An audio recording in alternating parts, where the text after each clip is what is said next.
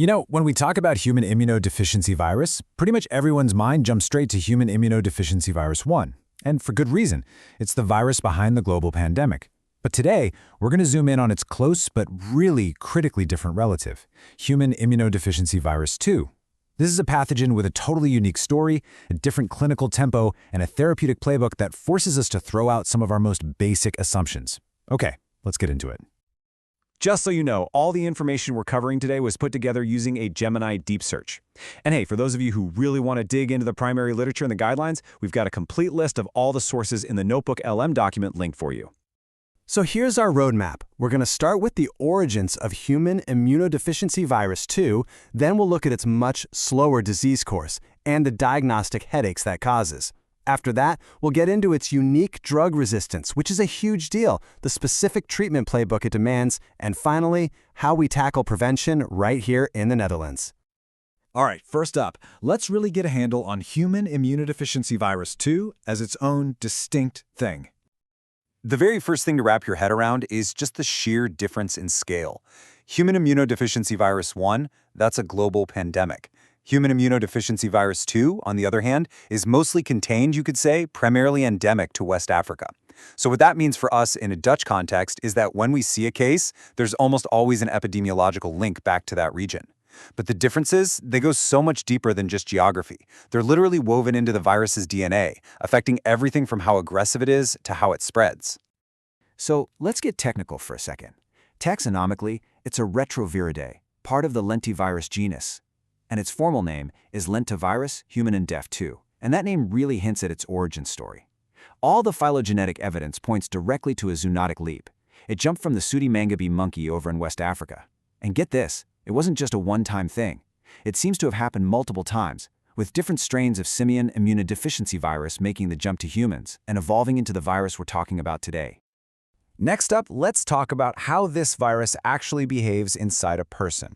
Human immunodeficiency virus 2 gives us this clinical paradox, where the fact that it's less aggressive actually creates its own unique set of problems.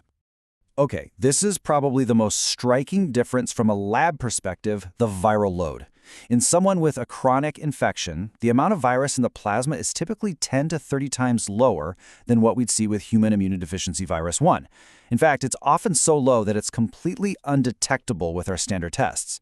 And of course, that slower replication directly translates to a much slower drop in CD4 cells and a way longer asymptomatic period for the patient. But here is the paradox I mentioned. Despite those super low viral loads and the slower progression, when a patient finally does start treatment, their immune recovery is often, well, it's less impressive. It's often blunted. And that suggests that during that long, quiet, asymptomatic time, some kind of deeper, maybe even irreversible damage is being done to the immune system. That's something we absolutely have to keep in mind for long-term management. And this slow, subtle nature of the virus leads us right into our next big topic, the real diagnostic dilemma it creates for us in the laboratory. Okay, for everyone in the lab, this is where the rubber really meets the road. The crucial takeaway here is that our standard tools might not cut it. First, our screening tests have to be able to tell the difference between human immunodeficiency virus 1 and 2. That distinction is everything when it comes to treatment. If you use a test that only looks for human immunodeficiency virus 1, you're running a serious risk of a false negative. And second, because the viral loads are so low, you need specialized molecular tests, assays that have been specifically designed and validated for human immunodeficiency virus 2 to monitor treatment. You just can't grab a human immunodeficiency virus 1 viral load test and hope for the best. It won't work. Now, if you were to look at the virus particle itself, it's fundamentally very similar to human immunodeficiency virus 1. It's an enveloped retrovirus, it goes after the same immune cells, those CD4-positive T cells and macrophages, and it uses the same playbook to get inside, latching onto the CD4 molecule and then using either CCR5 or CXCR4 as a co-receptor to enter the cell. The real divergence isn't in how it's built, but in what it can withstand. And that brings us to the absolute heart of the matter. This is the single most important factor that shapes our entire approach to human immunodeficiency virus 2, its completely unique resistance profile. Now listen closely, because this isn't acquired resistance that develops over time. This is baked into the virus's genetic code from the very beginning. Human immunodeficiency virus 2 is intrinsically, naturally, resistant to entire classes of our antiretroviral drugs. It is completely unfazed by all non-nucleoside reverse transcriptase inhibitors, the NNRTIs. And it's also resistant to the fusion inhibitor enfuvirtide. This isn't just some minor detail. It means that some of the most common drugs we use for human immunodeficiency virus 1 are totally useless, right from day one, for a patient with human immunodeficiency virus 2. So this built-in resistance means we have to use a completely different playbook for treatment. It's a strategy built on exclusion and preference. Because we know for a fact that entire classes of drugs just won't work, our strategy isn't about running a bunch of complicated resistance tests. Instead, it's about making smart choices from the get-go. We simply exclude the drug classes that we know are ineffective, and we build a regimen from the ones that have proven activity. It's a much more empirical approach. So what does that look like in the real world? Well, the universally preferred first-line regimen for an adult is an integrase inhibitor, an INSTI, ideally a second-generation one like dolutegravir or bictegravir. You combine that with a 2-drug NRTI backbone, something like tenofovir and emtricitabine. Now, if for some reason you can't use an INSTI, the alternative is a boosted protease inhibitor like darunavir, again with that same 2-drug NRTI backbone. See what's missing? No NNRTIs. They're not even on the table. Now, treating kids with human immunodeficiency virus 2, that is especially tough.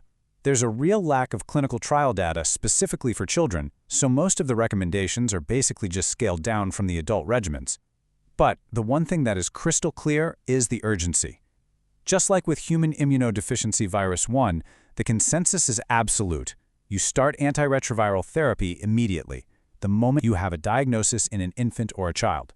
You have to prevent rapid disease progression. Okay, let's wrap up by bringing this all back to our local context here in the Netherlands. How do we apply our proven prevention strategies to this less common but more complex virus?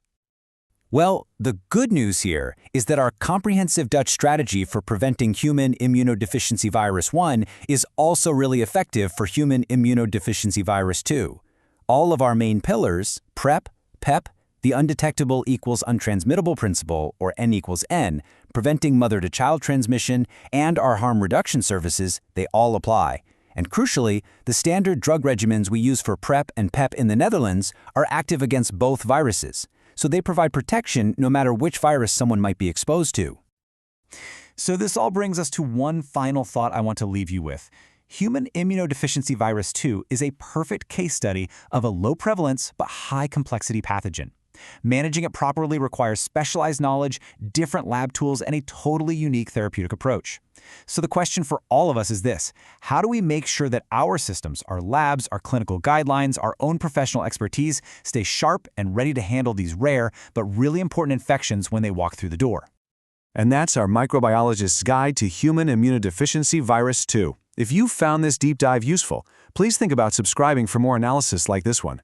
We genuinely love to hear your thoughts and any questions you might have, so please leave them in the comments below. Thanks so much for watching.